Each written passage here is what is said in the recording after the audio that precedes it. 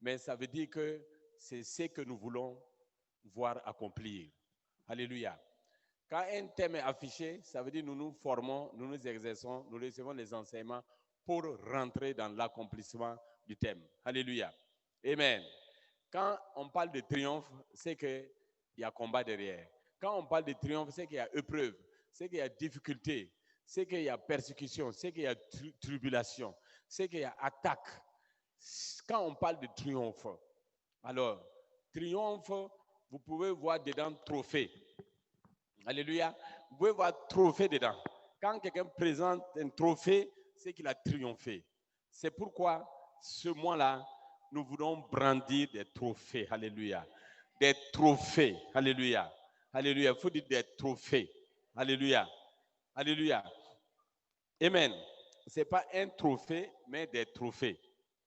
Parce qu'il y a certainement des combats. Alléluia. Que toute la gloire revienne à l'Éternel. En ce mois, quand nous parlons de temps de triomphe et de moisson, il se peut que dans ta situation, tu ne vois pas vraiment quoi moissonner. Il se peut que dans ta situation, tu vois comme le désert. Il se peut que dans ta situation, vraiment, ça ne va pas. Et dans ça, nous parlons de moisson. C'est ça, justement, le miracle et les prodiges. C'est ça le surnaturel. Alléluia. Parce que Jésus a dit que le riche, que le pauvre, tu ne vois rien, dit que tu es riche. C'est ça la moisson. Alléluia. Que le pauvre, alléluia. Le pauvre dit qu'il est riche. Alléluia. Alléluia. C'est ça, non? Et le pauvre, vas-y. Pauvre disent, je suis riche. Je suis fort. Le pauvre dit, Alléluia. C'est ce que je fais pour... Encore. Que le pauvre dise, je suis riche. Que le faible dise, je suis fort. Que l'aveugle dise, je peux voir. C'est ce que je fais pour moi. Encore une dernière fois. Que le pauvre dise, je suis riche. Que le faible dise, je suis fort. Que l'aveugle dise, je peux voir. C'est ce que Dieu a fait pour nous. Amen. Alléluia. Voyez-vous, c'est ça le surnaturel. Quand nous sommes au Seigneur, il faut savoir que nous sommes dans le surnaturel. C'est les miracles, c'est les signes, c'est les prodiges. Alléluia. Ce n'est pas des choses naturelles. Ce n'est pas des choses, tu sèmes le maïs, tu arroses, ça sort et ça produit. Alléluia. Ce n'est pas ça. Alléluia. C'est au-delà de ça. C'est des choses qui étonnent tout le monde. Pendant que tu es pauvre, tu vas dire que tu es riche. Il faut savoir. Alléluia. Le naturel, c'est ce que tu vois, c'est ce que tu entends, c'est ce que tu peux toucher. Le surnaturel, en fait, relève de l'invisible que tu ne vois pas. Alléluia. Que tu ne vois pas. Alléluia. Mais il faut savoir une chose. Il faut savoir une chose. Ta foi voit ce que tes yeux ne voient pas. Ta foi voit ce que tes yeux ne voient pas. C'est pourquoi nous ne devons pas marcher par la vue. Nous devons marcher par la foi. Qu'est-ce que Dieu a dit?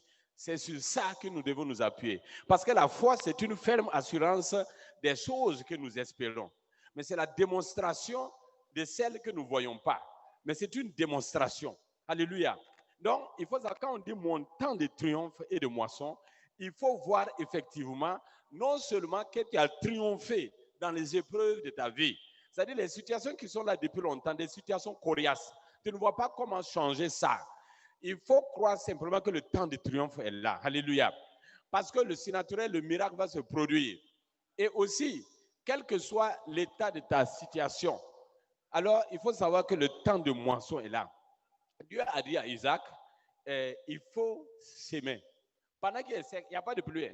c'est le désert, la sécheresse. Il dit, si tu sèmes, sème même en pleurant. Dans la sécheresse, sème. Alléluia. Et tu vas moissonner. Alléluia. Il dit, tu vas moissonner. Et justement, la parole de Dieu nous dit plus loin que Isaac a moissonné en abondance et il partait en croissant de richesse en richesse et il était devenu quoi? Fort riche. Isaac est devenu fort riche. Alléluia. Le temps de moisson est là. Le temps de moisson, ça ne parle pas de l'abondance. Ça ne parle pas de l'abondance. Ça ne parle pas de il pleut bien, il pleut beaucoup. Non, ça parle du désert. Ça parle de la désert, ça parle de la famine. Ça parle de vide, de rien du tout. C'est pourquoi Dieu a créé, il a envoyé ses enfants dans le désert pour le faire rentrer dans l'abondance. C'est comme ça, justement, le temps de moisson. Afin que tous voient que c'est l'Éternel des armées. Tous voient que c'est le Dieu très haut, que son nom soit sanctifié parce que c'est lui qui a transformé les déserts en étangs. C'est lui qui a mis un chemin là où il n'y en a pas. Il a fait un chemin là où il n'y en a pas. Il a mis devant toi, oui, une porte, oui, ouverte, là où il n'y a pas du tout d'issue. En fait que tous voient que c'est vraiment lui qui a fait. Alléluia. Si c'est parce qu'il pleut, si c'est parce qu'il y a du travail, si c'est parce que tout est facile et tu gagnes, tu vas dire que ce n'est pas tes efforts que tu as gagné. Mais s'il n'y a rien et tu n'as aucune solution, et véritablement la moisson est grande, et tu as eu le triomphe, en ce moment tu vas te rendre compte, tu vas pouvoir rendre grâce, témoigner. Et tout le monde va reconnaître que c'est Dieu et le nom de l'Éternel sera sanctifié. Alléluia. Donc c'est le temps de moisson et de triomphe.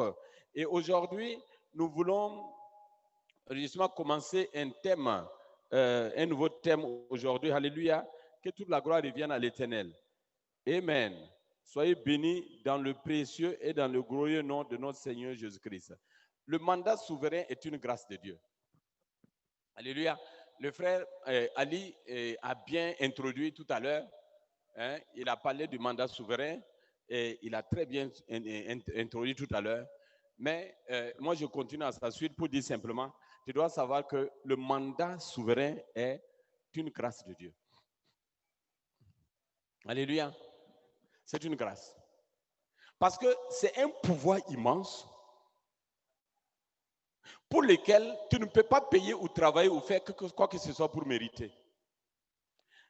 Le mandat souverain est une dimension surnaturelle de l'autorité de Dieu accordée à un homme ordinaire, comme toi et moi, pour produire, opérer des miracles et des prodiges.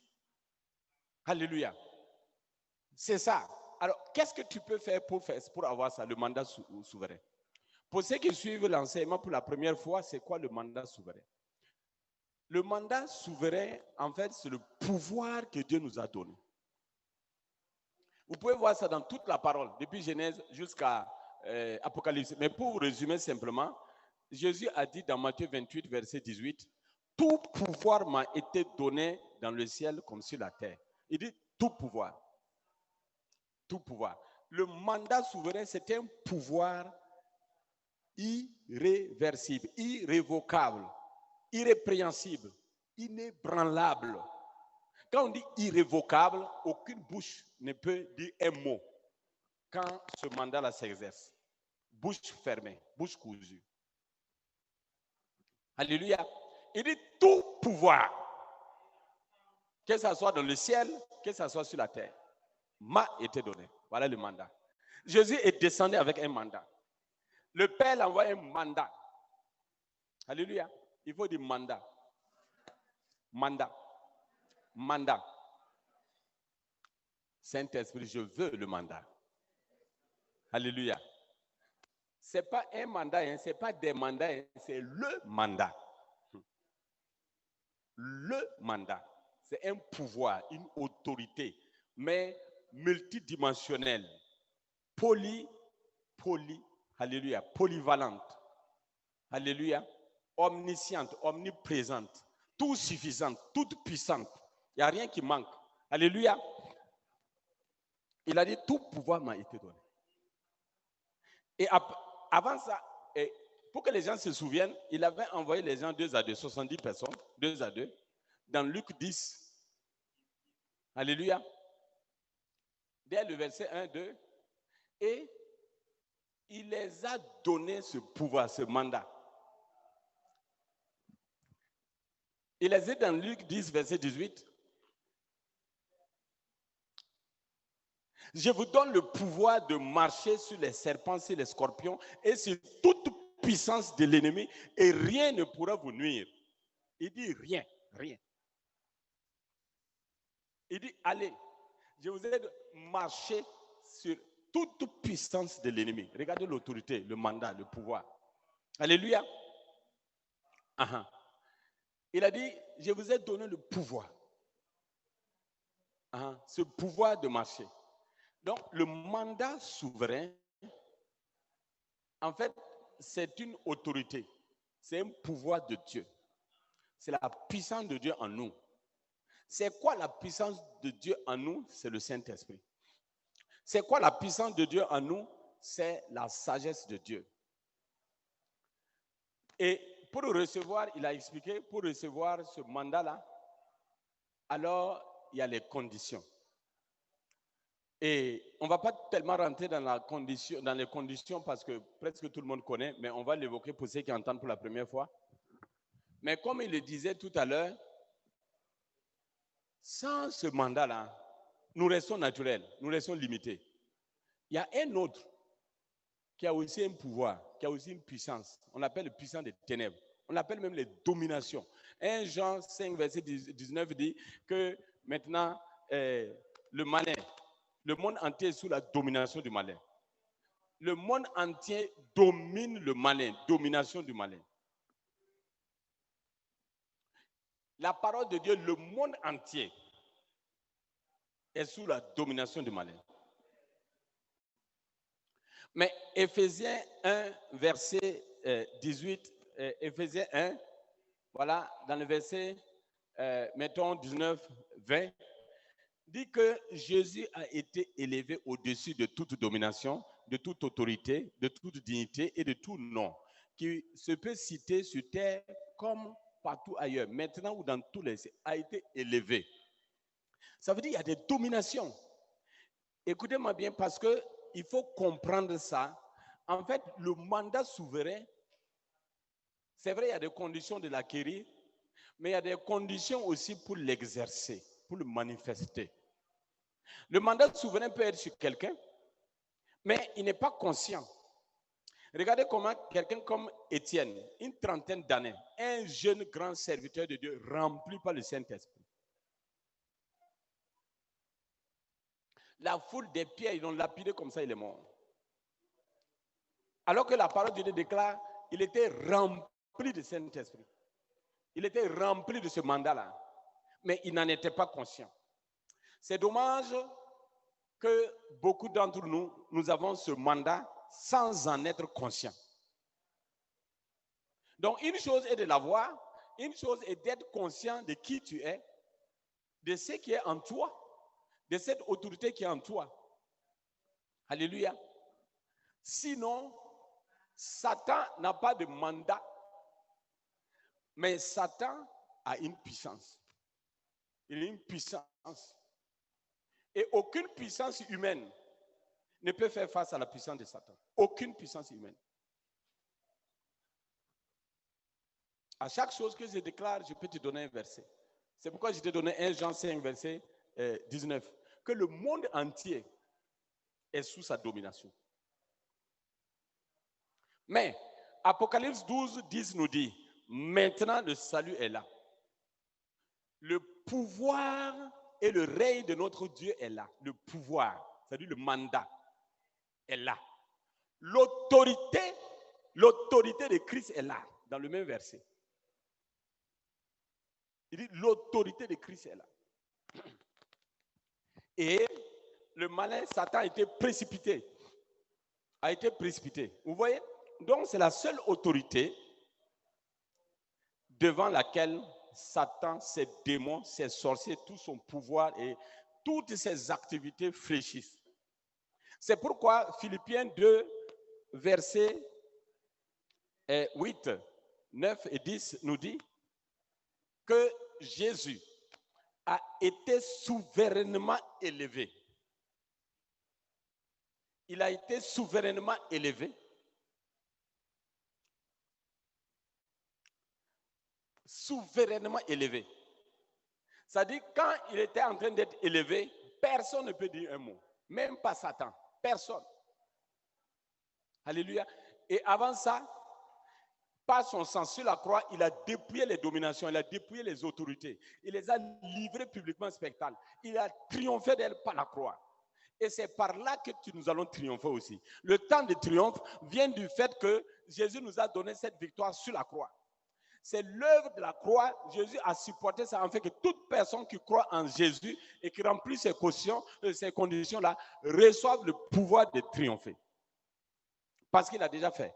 On dit, il a dépouillé. On n'a pas dit qu'il va dépouiller. Il ne faut pas prier que Jésus dépouille les dominations. Il l'a déjà. Ce n'est pas une promesse, c'est un fait. Il a déjà fait. Il a déjà dépouillé les dominations. Il les a livrées publiquement en spectacle. Il a triomphé d'elle par la croix. Et maintenant, le verset suivant dit que par son sang, il nous a rendus non coupables. Il a effacé les actes dont les ordonnances nous condamnent. Donc l'ennemi n'a plus de mandat sur nous. L'ennemi n'a plus de mandat sur nous. Avant qu'on se lève prier, je veux que tu comprennes qui tu es et qu'est-ce qui se passe. Colossiens 2, verset 14, qui dit qu'il a effacé. Il a effacé les actes dont les ordonnances nous condamnent. Il a effacé les actes dont les ordonnances nous condamnent. Vous savez, si tu lis Apocalypse 12, verset 11, Apocalypse 12, verset 11 dit quoi? Apocalypse 12, verset 11 dit, ils l'ont vaincu à cause du sang de l'agneau et à cause de la parole de leur témoignage. Parce que Apocalypse 19, verset 10 dit que le témoignage de Jésus est l'esprit de prophétie. Et quand tu prophétises, l'Esprit Saint agit dans ce que tu dis pour opérer ce que tu dis. C'est pourquoi par le sang de Jésus, le triomphe de dépouillement qui est déjà fait, et par la parole de leur témoignage, le témoignage de Jésus, alors ça les a donné la victoire sur l'ennemi et sur sa puissance. Voilà le mandat. Le verset 12 nous dit quoi? Le verset 12 nous dit, écoutez bien ce que le verset 12 nous dit, de Apocalypse 12 toujours, il dit, réjouissez-vous cieux, et vous tous qui êtes dans les cieux, alléluia, réjouissez-vous cieux, et vous tous qui êtes dans les cieux. Vous tous qui êtes dans les cieux, c'est-à-dire vous tous qui êtes célestes, vous tous qui avez ce pouvoir. Éphésiens 2, verset 6 dit que Dieu nous a ensemble élevés. Éphésiens 2, verset 6. Ensemble élevés avec Christ. Et nous a fait asseoir dans les lieux célestes avec Christ. Alléluia. Et nous sommes sur terre, mais nous sommes célestes. Il dit, vous tous qui êtes dans les cieux, il dit, réjouissez-vous. Soyez dans la joie. Il dit, soyez simplement dans la joie, car votre accusateur, celui qui accuse le jour, le diable, votre accusateur, celui qui accuse le jour et la nuit, a été précipité. Mais il dit, tous ceux qui sont, il dit, réjouissez-vous cieux. Quand on dit cieux, c'est les cieux. Il parle des cieux. Mais il dit, et vous tous qui êtes dans les cieux, attention, il faut comprendre. On dit cieux et ceux qui sont dans les cieux. C'est comme si on dit, réjouissez-vous, vous tous. C'est comme si on dit, réjouissez-vous Burkinabé, réjouissez-vous Burkinabé, et vous tous qui êtes au Burkina. Vous voyez, Burkinabé, vous pouvez être Burkinabé en France, vous pouvez être Burkinabé au Canada, vous pouvez être Burkinabé dans un autre pays, mais il y a ceux qui sont au Burkina. Alléluia. Donc, c'est deux personnes. Ceux qui sont dans les cieux et ceux qui sont célestes. Nous sommes sur terre, mais nous sommes célestes. Parce que Éphésiens 2, verset 6 dit que Dieu nous a fait asseoir ensemble dans les lieux célestes avec Christ. Quand bien même, physiquement, nous n'avons pas visité le ciel. Aucun de nous n'a été là-bas. Mais par la parole, nous sommes célestes. Alléluia. Donc, il dit, pourquoi dire réjouissez-vous cieux? Ceux-là, c'est qui? C'est ceux qui ont le mandat. Ils ont le mandat. Ils ont le mandat. Et comme ils ont le mandat, c'est pourquoi il dit réjouissez-vous cieux. Alléluia. Que toute la gloire revienne à l'Éternel. Réjouissez-vous cieux. Car l'accusateur, le diable, votre accusateur, a été précipité. Mais il a dit malheur à la terre et à la mer. On dit malheur à la terre et à la mer qui a reçu le diable, qui est en colère et qui a peu de temps. Regardez quelqu'un qui est puissant. Il a une grande puissance. Il domine le monde et il est en colère. C'est pourquoi quand lui, il détruit, il dévore, il fait chose. Alors, on dit malheur à la terre et à la mer. Donc, celui qui est terrestre, il est sous la domination du mal, il n'y a rien à faire. Mais celui qui est céleste, il est sur terre, mais à cause du mandat souverain, il a autorité sur l'ennemi. Alléluia. C'est pourquoi il fait quoi? Il accuse. Jusque-là, il accuse. Il a accusé Job, il a accusé beaucoup de gens. Il fait qu'accuser. Et il utilise les gens pour accuser les autres. C'est pourquoi Colossiens 2, verset 16 dit, le sang de Jésus a effacé l'acte dont les ordonnances nous condamnent. L'acte. Tu as posé un acte. Et Satan dit, oh, Dieu même a dit ça, puisqu'il connaît la parole. Il sait la parole. Dieu même a dit telle parole. Mais il dit, toi frère là, toi c'est là, tu as désobéi. Tu as désobéi ça. Donc, il a une liste d'accusations, une liste de réclamations pour chaque personne. C'est Satan qui écrit les réclamations et les choses. Maintenant, dès que tu as dit, j'ai confessé Jésus comme mon sauveur et Seigneur, j'ai donné ma vie à Jésus, j'ai donné tout mon cœur à Jésus. Alors, maintenant, je marche, je reçois la parole, je marche dans la lumière. Alors, le sang de Jésus me purifie de tout péché. Qu'est-ce qui se passe? Tu peux te tromper, tu peux faire des erreurs, même pécher, désobéir, ça peut arriver. Et Satan va regarder écrire. Alors, le verset dit, cette liste de Satan-là, Jésus a effacé tout ce qui est sur la liste de Satan te concernant. Alléluia. Le sang de Jésus a effacé tout ce qui est sur la liste d'accusation te concernant. Il a effacé tous les actes dont les ordonnances te concernent. Effacé. Ça veut dire ton casier judiciaire est vierge. Alléluia. Ton casier judiciaire est vierge. Romains 8, verset 1, il n'y a maintenant aucune condamnation pour toi. Effacé. Tu es libre, libéré. Alléluia. Aucune condamnation. Il faut dire aucune condamnation. Alléluia. Satan, tu ne peux pas me condamner. Parce que Jésus m'a justifié. Et accusateur, tu ne peux pas m'accuser. Parce que Jésus a effacé. Avant que tu ouvres ta bouche, Jésus a effacé. Avant que tu écrives, Jésus a effacé. Il n'y a pas de condamnation à moi. C'est pourquoi, au nom de Jésus, sors de ma vie. Laisse tomber mon dossier. Ne t'occupe plus de mes dossiers. Ne viens plus vers moi. Tu ne me localiseras plus jamais. Parce que Jésus, par son sang, t'a dépouillé. Et t'es honni pour toujours. Au nom puissant de Jésus-Christ. Amen. Alléluia. C'est bien d'être conscient de cela au-delà de la prière. Comme ça, c'est pas peut-être là où tu dors même. Peut-être là où tu dors même, il y a des points de connexion de Satan là-bas. Peut-être dans ta maison, il y a des forteresses, il y a des édifices de démons là-bas. Alléluia. Mais est-ce que tu sais qu'avec ce mandat, tu dors tranquillement? Alléluia. Tu dors en paix. Hein? Ne pense pas que chez toi, c'est totalement vide. Tu ne sais pas ce qui se trouve dans tes toilettes. Quand tu vas au WC là, tu vas là-bas, tu ne sais pas qu'est-ce qu'il y a là-bas. C'est là-bas qu'ils aiment. Ils font les forteresses. La majeure partie des maisons, là, sous les toilettes, là, ils ont les forteresses là-bas.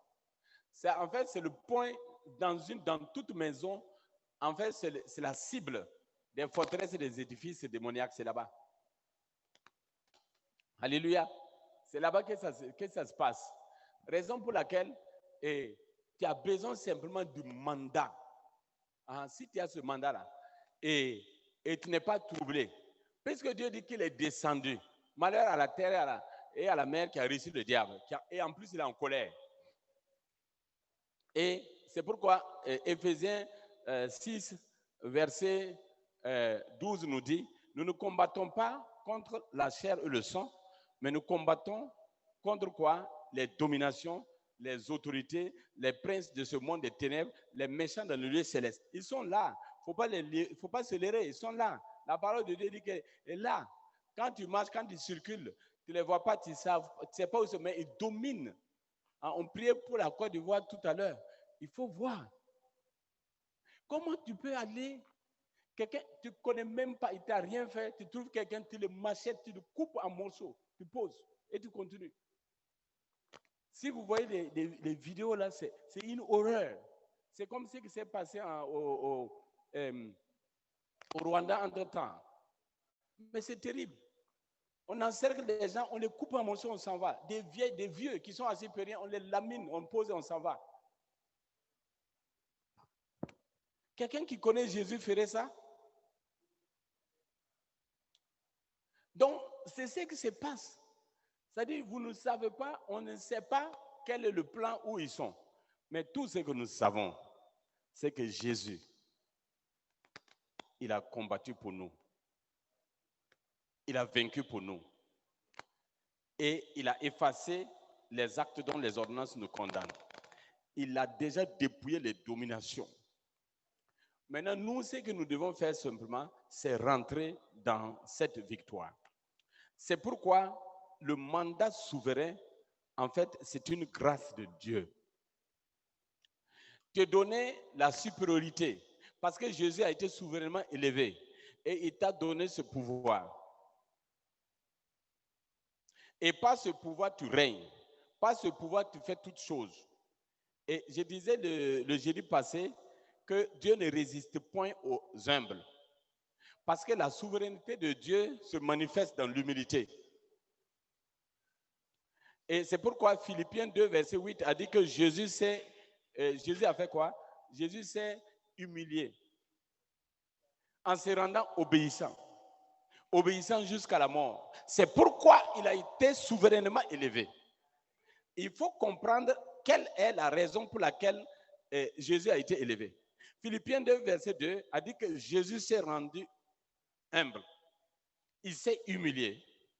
Il s'est humilié en se rendant obéissant jusqu'à la mort. Et le verset qui suit dit, c'est pourquoi il a été souverainement élevé. Donc, il faut comprendre ça. Il faut comprendre qu'il y a un rapport entre notre humilité et notre élévation. C'est pourquoi il dit, Dieu résiste aux orgueils, mais fait grâce aux humbles. Quand je dis que le mandat souverain, c'est une grâce de Dieu, il faut savoir qu'il n'y a pas de mandat souverain sans humilité. La souveraineté est strictement liée à l'humilité. La souveraineté est liée à l'humilité. Vous n'allez pas avoir la souveraineté avec un orgueilleux. Je complète ce qu'Ali a dit en termes de conditions. Que tout va commencer par l'humilité. Jésus s'est humilié en se rendant jusqu'à la mort. Il a accepté même la mort. Regardez quelqu'un qui accepte la mort. Ça dit tellement il s'est humilié, il a obéi jusqu'à la mort. Il a tout laissé, il a laissé même sa vie. Quelle humilité, quelle grande humilité. C'est pourquoi il a été souverainement élevé. Ça veut dire que le degré de ton élévation est strictement lié au degré de ton humilité. Ça veut dire que le caractère irrévocable, indiscutable de ta victoire et de ton élévation est lié à la perfection dans ton humilité. Si ton humilité est parfaite, ton élévation sera souveraine. Pourquoi il y a des gens là, des présidents, les résultats sortent. Et les gens remettent encore les résultats, ils ne sont pas d'accord. Ils se disent non, on n'est pas d'accord. Bon, il ne faut pas parler seulement aux pays africains. Aux États-Unis, même, vous avez déjà entendu. Chacun dit qu'il a gagné. Chacun conteste l'autre.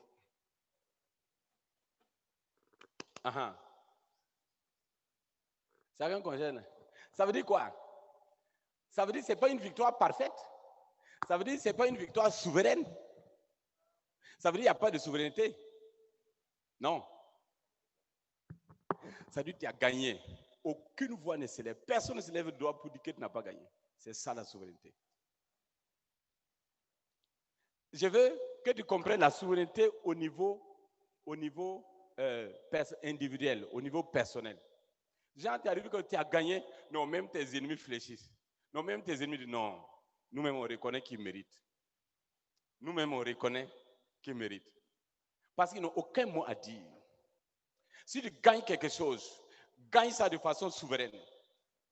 Aucune opposition, aucune résistance. C'est ça le mandat souverain. C'est ce que tu as capté. Même celui qui voulait ça, il recule. Il dit, oh, si c'est lui qui est là. Je n'ai pas dit de non. Il y avait une grande conférence internationale, c'était à Ouaga. Et maintenant, j'étais avec un grand, j'utilise toujours le terme grand, pour ça, pour que vous compreniez, un grand serviteur de Dieu. Alors, et il était content et il devait intervenir, il voulait faire quelque chose à la conférence et tout. On arrive. Quand on est arrivé, quand on s'est assis, il a vu le nom de l'orateur qui est affiché. Quand il a vu le nom là, il a dit, hé, que lui là, il est là. Et donc, nous là, on ne peut rien dire. Il dit, nous là, on ne peut rien dire. Il y a que si elle est là, nous, on va rester dans notre coin, il ne va même pas sortir. Effectivement, il n'a même pas sorti le petit doigt. Il y a des gens, quand ils apparaissent, mon Dieu, même les diables plient sa queue, il met entre les jambes et il s'en va. Il n'a rien à dire. Il y a rien. C'est ça la souveraineté. Et le mandat souverain te donne d'avoir des acquis souverains, des victoires souveraines, des triomphes souverains et des moissons souveraines. Quand tu gagnes, personne ne dit un mot. Alléluia. C'est ça, je veux que... c'est quoi ça, un truc que tu gagnes? Il y a des gens, mais il faut mariage. Même avant cela. C'est rivalité. C'est discuter à gauche, à droite, c'est compliqué. Discuter partout. Hein? Les gens, ils prennent parcelle. Et après, ça finit en justice. Hein? Il y a des gens, ils gagnent boulot. Ou ils gagnent marché. C'est discuter. C'est pourquoi il faut connaître le mandat souverain. Quand il y a le mandat souverain, tout ce qu'on dit, ça dit ce qui t'appartient. Personne ne dit un mot. Personne ne peut arrêter. Je veux que tu comprennes c'est quoi le mandat souverain. Mais c'est une grâce de Dieu en fait. Dieu dit, je fais grâce à qui je veux faire grâce. Quand Dieu fait grâce là, qui peut? Quand vous voyez ça sort, cette auto-discussion, c'est qu'il n'y a pas de souveraineté. Je ne fais pas la politique, je suis en train de vous révéler la vérité du royaume qui est la seule vérité partout. Il n'y a pas une autre vérité. Bon, d'ailleurs, quand on est en campagne partout. Qu'est-ce qu'on veut faire? Élire un président, c'est pas ça, non? Élection, on dit les élections. Mais la parole de Dieu nous parle dans 1 Corinthiens de l'élection de grâce. On dit, c'est pas par tes œuvres. On n'a pas encore de courir, faire des campagnes et tout pour être élu. Pour être élu par Dieu. Il y a deux conditions seulement, les CRG. Condition royale de la grâce. La condition royale de la grâce, c'est renoncer au péché et prendre l'Éternel comme ton délice, aimer Dieu, aimer la parole de Dieu, prendre plaisir à la parole de Dieu. C'est disposer à donner tout ton cœur à Dieu, renoncer au mal. En un mot, ça veut dire vivre dans la crainte de l'Éternel. Quelqu'un qui craint l'Éternel, c'est ce que Pierre a dit chez Corneille dans Acte 10, alléluia, dans les versets 34-35. Il dit que Dieu ne fait acception de personne. Mais en toute nation, c'est-à-dire dans tout le monde, ceux qui craignent l'Éternel et qui pratiquent sa justice, lui sont agréables. C'est ceux qui lui sont agréables, c'est eux qui reçoivent le mandat souverain. C'est eux qui sont élus. On appelle l'élection de la grâce. Craindre l'Éternel, ce n'est pas un travail. Il y a les renoncements, tu ne fais pas le mal, et tu disposes ton cœur à Dieu. Pratiquer sa justice, ce n'est pas un effort, ce n'est pas un travail. Mais ça te donne quoi? Ça te donne justement d'être élu de Dieu. On dit un président élu, mais un élu de Dieu, je vais te montrer, en fait, tu fais un parallélisme. Un élu de Dieu. Si tu permets, je peux lire ça. Que toute la gloire revienne à l'Éternel. Un élu de Dieu. Si tu permets, je peux lire ça tout simplement ici. C'est petit, mais tu as ça dans le texte du matin.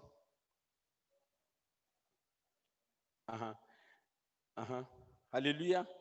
Que toute la gloire revienne à l'Éternel. Bon, je vais lire rapidement à cause du temps parce qu'il faut qu'on puisse prier. Il ne faut pas qu'on reste longtemps aussi. Que toute la gloire revienne à l'Éternel. Soyez bénis dans le précieux, dans le glorieux nom de notre Seigneur Jésus-Christ. Vous voyez, les élus de Dieu, eux, ils ont fait quoi? Ils ont pris, et eux, simplement, c'est la condition que je viens de te dire. Par exemple, le président aussi est élu par quoi? Le peuple. Mais le mandat présidentiel est le pouvoir donné à un président de gouverner et de prendre toute décision durant un certain temps qui est le temps pour lequel il est élu. Voilà. Le mandat souverain est le pouvoir donné à un élu de Dieu de gérer les affaires de Dieu et de prendre toute décision durant tout le temps que l'élu demeure dans la parole de Dieu. Serge grâce. Ça dit, tant que vous demeurez dans la parole, vous êtes élu. Dès que vous êtes élu, c'est pour de bon toute la vie. Si vous sortez la parole, c'est autre chose. Le président est élu dans son mandat pour un temps limité. Un élu de Dieu a le mandat souverain pour toute sa vie tant qu'il demeure dans la condition royale de la grâce.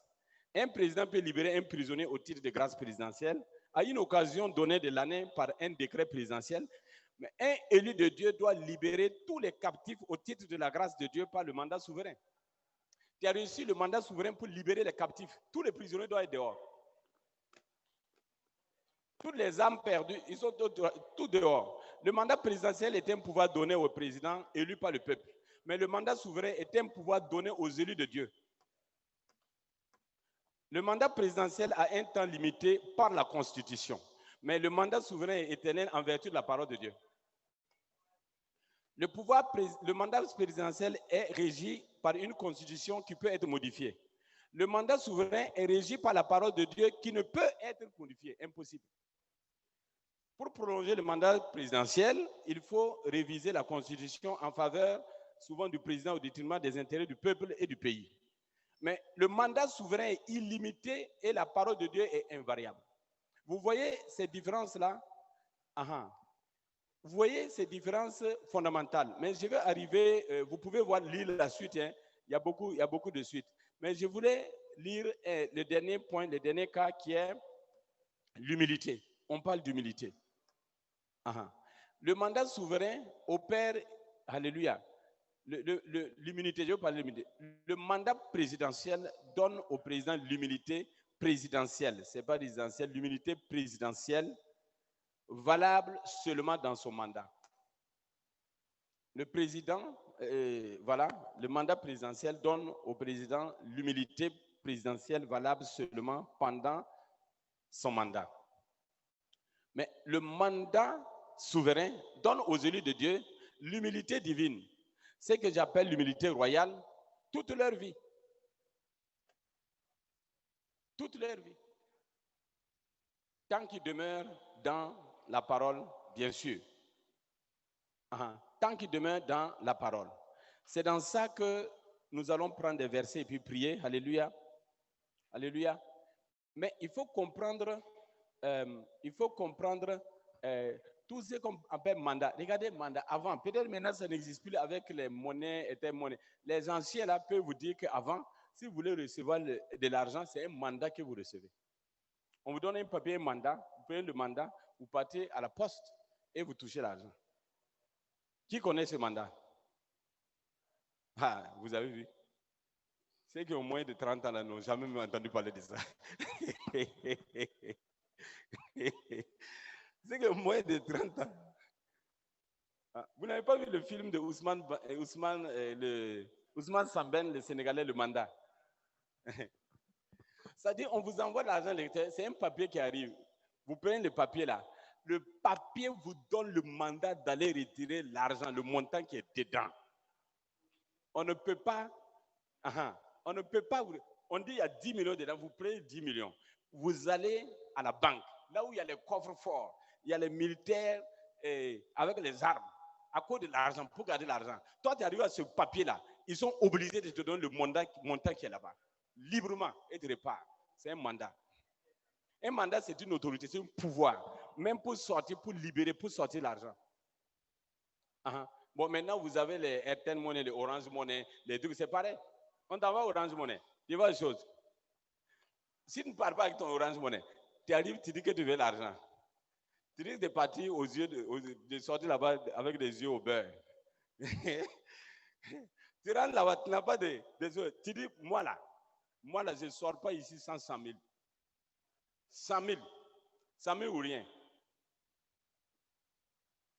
Il faut, celui qui essaie, ça va voir.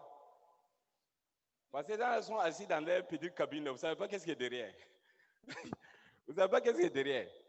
Vous allez vous dire 100 000 ou rien. Si je ne gagne pas 100 000, je ne sors pas d'ici.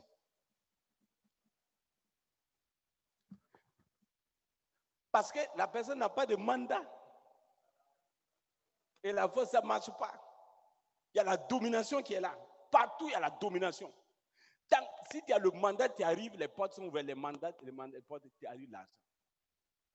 Le chèque que tu signes, il y a la provision là-bas. Tu arrives, quel que soit le montant, c'est un mandat. La banque est obligée de te donner l'argent. Il faut savoir que en fait, le terme mandat est vraiment au-delà de ce que les gens peuvent comprendre. Mais, je vous dis, il y a beaucoup de mandats. Il y en a des gens qui arrivent et disent, je suis mandaté pour. Ils arrivent quelque part, je suis mandaté pour. Ils sortent sa carte. Je suis mandaté. Ou un gars, il n'a même pas, je ne sais pas, son BPC. Il débouche chez un ministre. Monsieur le ministre, vous êtes arrêté. Voici le mandat d'arrêt. Le ministre qui est docteur, PhD, quoi, et tout le ministre avec son protocole et tout truc. Il est obligé de tendre ses mains, on met les menottes prison. Direct quoi? Parce qu'il a un petit papier qu'on appelle mandat. Mandat d'arrêt. Vous voyez, il faut. Ce que je veux que tu comprennes avant qu'on commence à prier, il y a un mandat qui s'appelle mandat souverain. Rien, ni personne, ni aucune disposition, ni aucune loi sur terre ne peut arrêter la manifestation de ce mandat-là quand il est en toi. Et c'est celle que je veux que tu aies ce soir. Et avant qu'on commence à prier,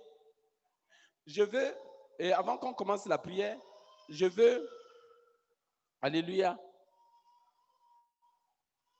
je veux simplement que tu vois dans 1 Pierre, on va se lever prier tout à l'heure, dans 1 Pierre, on va prier sur la base de la parole parce que c'est le mandat est dans la parole. 1 Pierre 1 verset 6 nous dit, humiliez-vous donc sous la puissante main de Dieu. Pour avoir accès à ce mandat, humiliez-vous, laissez l'orgueil, laissez vos connaissances, laissez ce à quoi vous êtes attaché, c'est important pour vous. Est-ce que c'est de Dieu? Vous êtes attaché. Est-ce que c'est à quoi vous êtes attaché dans le travail, dans la religion, dans la famille? Est-ce que vous vous êtes assuré que tous les aspects de votre vie, c'est véritablement la volonté de Dieu?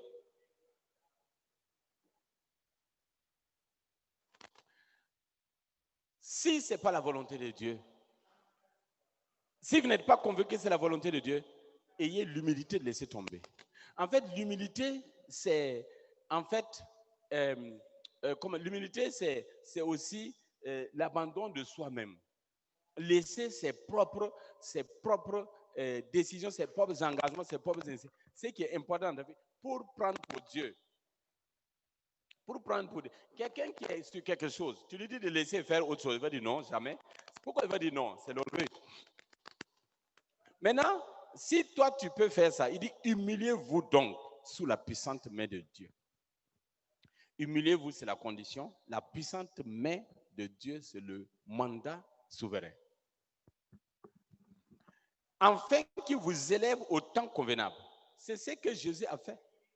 Il s'est humilié en se rendant obéissant jusqu'à la croix. Et c'est pourquoi Dieu l'a souverainement élevé.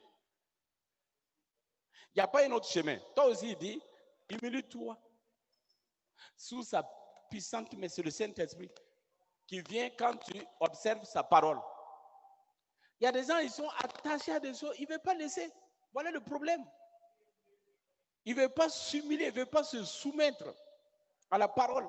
Tel que ça dit, c'est clair, nous enseignons tous les jours. Les gens laissent ce qui enseignent ici, ils vont pratiquer ce qui n'est pas ici. Ils vont pratiquer ce qui n'est nulle part ici. Même dans les églises. Il dit, si tu veux cette élévation, humilie-toi. Le mandat souverain, on a accès à l'humilité. Par l'humilité, pardon. Il dit quoi? Déchargez-vous sur lui de tous vos soucis, car lui-même prend soin de vous. C'est-à-dire, il ne faut pas dire à cause de ça, non, non, je ne peux pas. J'ai tel problème, donc vraiment, je ne peux pas. Que Dieu m'excuse, mais avec tel problème, il dit non. Déchargez-vous vos soucis. Déchargez-vous de ça. Il dit, soyez sobre et veillez. Ah, vous avez vu? Votre adversaire, le diable, rôde comme un lion rugissant, cherchant qui il dévorera.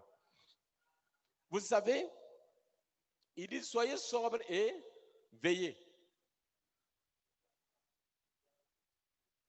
Soyez vigilants. Je disais au début que le monde entier est sous sa domination.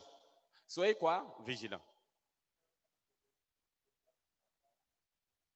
Et quand vous êtes vigilant, alors vous pouvez voir où exercer le mandat souverain. Puisque en haut, on a vu quoi? Humiliez-vous. Pour recevoir quoi?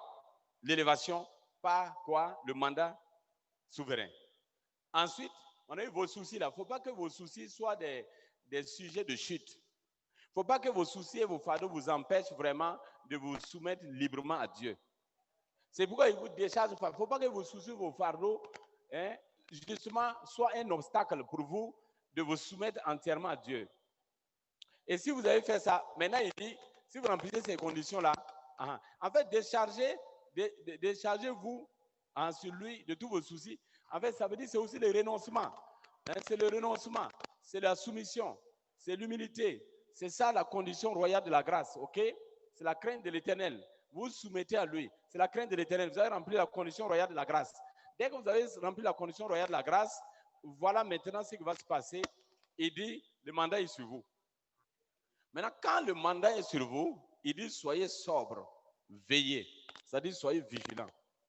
Parce que dès que vous avez le mandat, l'ennemi, là, il ne peut rien faire.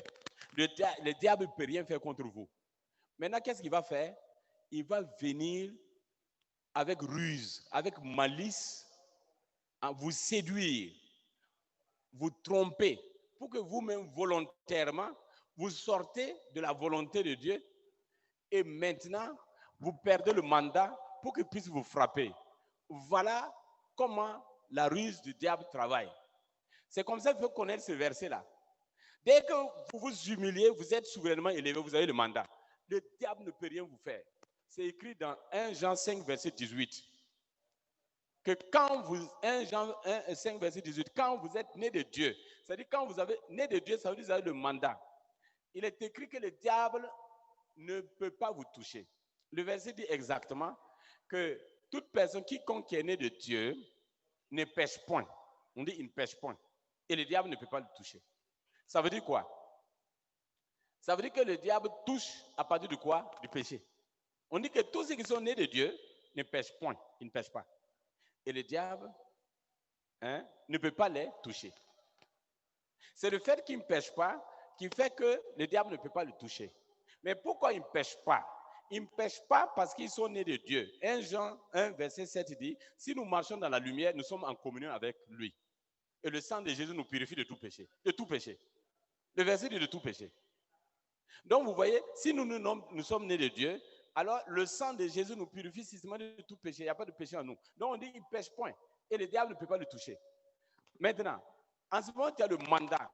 Pourquoi il dit soyez sobres et veillez? Parce que Éphésiens 6, verset 11 dit, je vais commencer par 10. Fortifiez-vous par sa force toute puissante. Sa force toute puissante, c'est quoi? C'est son mandat. Ça veut dire le mandat est là, alors fortifiez, restez dedans. Maintenant, verset 11 dit, revêtez-vous de toutes les armes de Dieu, afin de résister contre les ruses du diable. Il dit de pouvoir résister contre les ruses du diable. Puisque la force est là, le pouvoir est là. Maintenant, Satan ne peut plus venir vous attaquer. Il ne peut plus vous attaquer, il ne peut plus.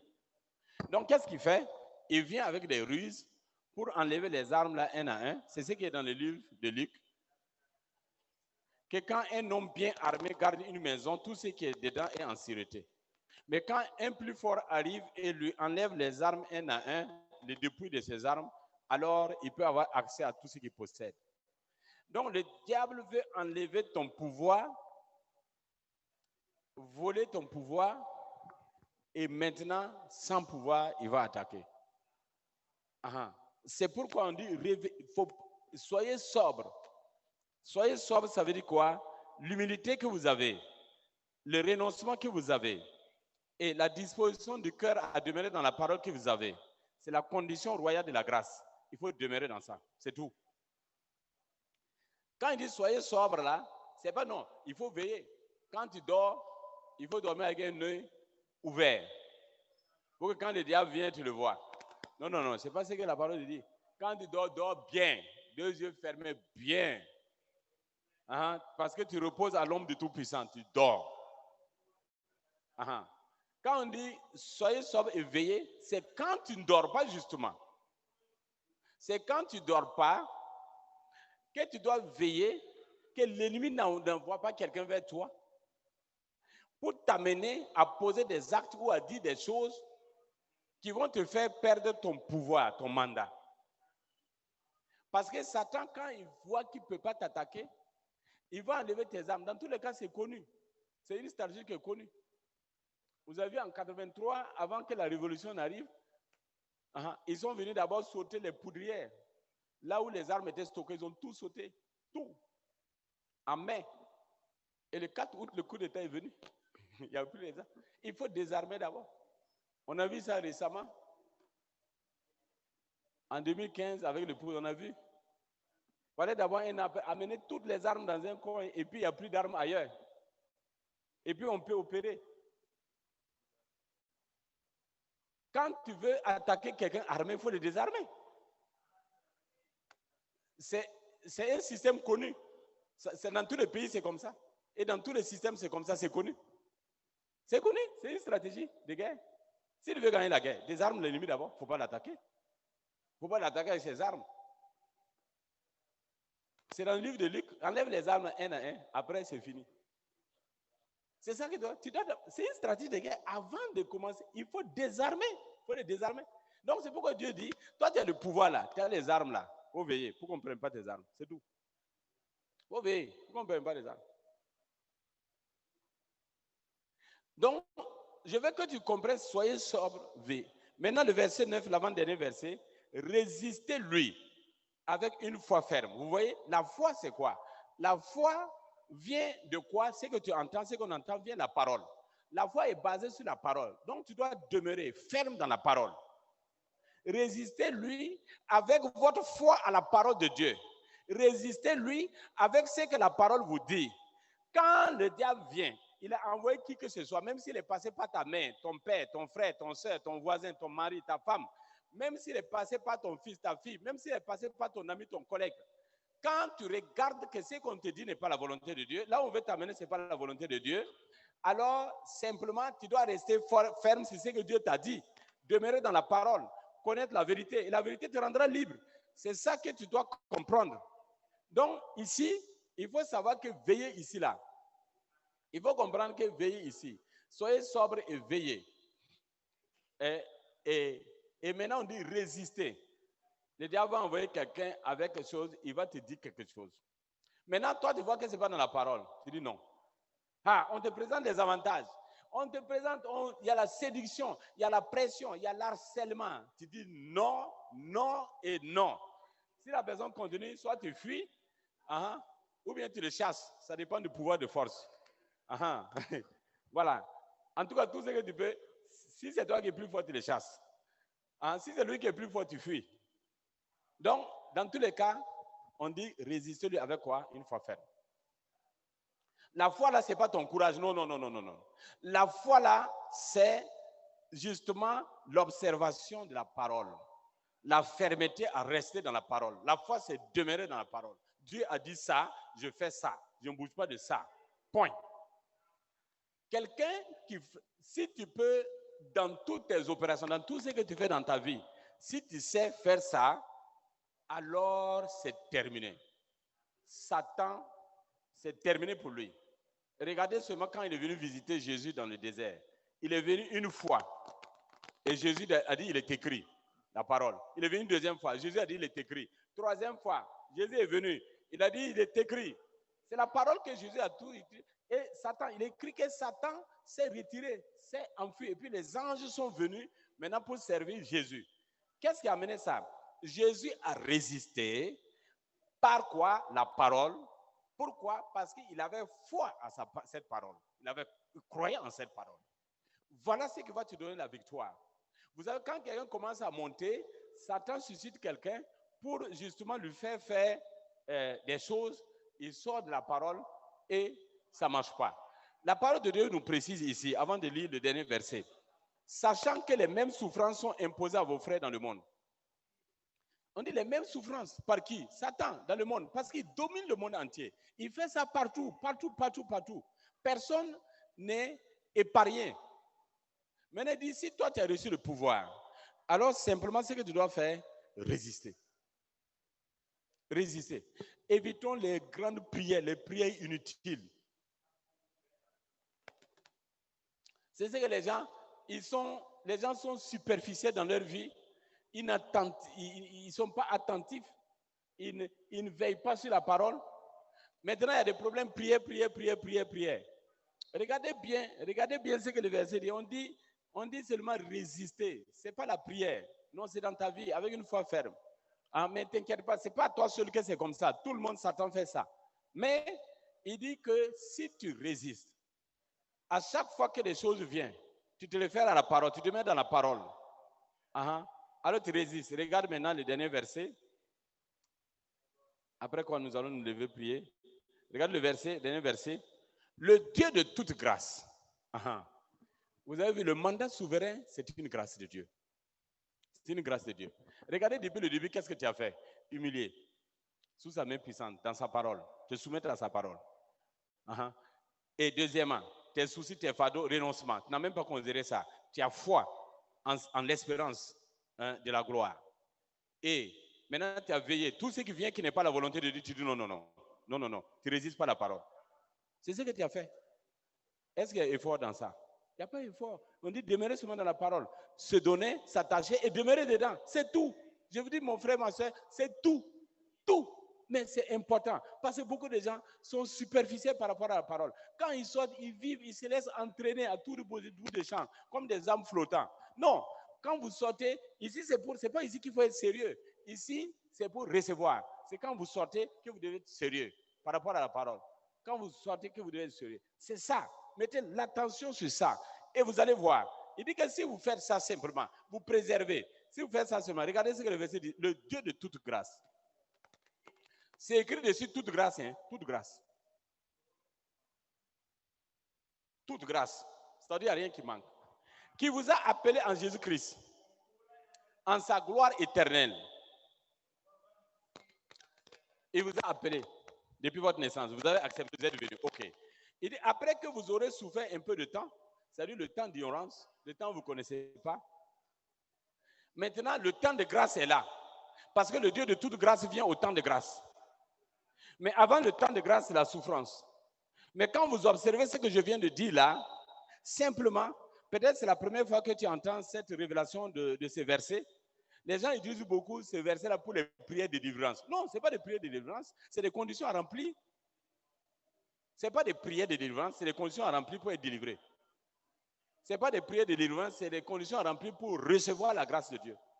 Et la grâce de Dieu, c'est un mandat qui donne la délivrance. Il dit, après que vous souvez, le temps de grâce est là, regardez ce qu'il va faire. Il va vous perfectionner. Perfectionner. Le Saint-Esprit, le Dieu de grâce, l'Esprit de grâce, quand il vient, c'est pour vous perfectionner. Il vous donne le discernement de la volonté de Dieu, ce qui est bon, agréable et parfait. perfectionner. OK? Ça commence par là. Il vous donne le discernement de la volonté de Dieu, puisque c'est dans ça que vous devez demeurer. Ce qui est bon, agréable et parfait. Donc, il va vous donner d'être parfait. Deuxièmement, il dit, il va vous affermir. Affermir, c'est-à-dire, affermir, ça veut dire, il vous donne quoi? La force. Il renouvelle votre intelligence. Vous allez trouver les deux dans Romains 12, verset 2. Ne vous conformez pas au siècle présent. Ça, c'est le renoncement. Mais soyez transformés par le renouvellement de l'intelligence. L'intelligence, c'est l'affermissement. Ce n'est pas l'intelligence que nous affermissons toutes choses. Et maintenant, afin que vous discerniez quelle est la volonté de Dieu, ce qui est bon, agréable et parfait. Donc, vous avez le perfectionnement, vous avez l'affermissement. Il vous fera quoi? Fortifiera. Éphésiens 6, verset 10. Fortifiez-vous sous la force. La force. La force, c'est quoi? La force, c'est le mandat, c'est le pouvoir. Le mandat souverain. Il vous fortifiera. Il vous rendra inébranlable. Parce que dès que vous avez le mandat souverain, vous devenez inébranlable. Inébranlable. On ne peut pas ébranler. On ne peut pas. Inébranlable. C'est le mandat souverain qui donne ça. On va se mettre debout. Alléluia. On va se mettre debout.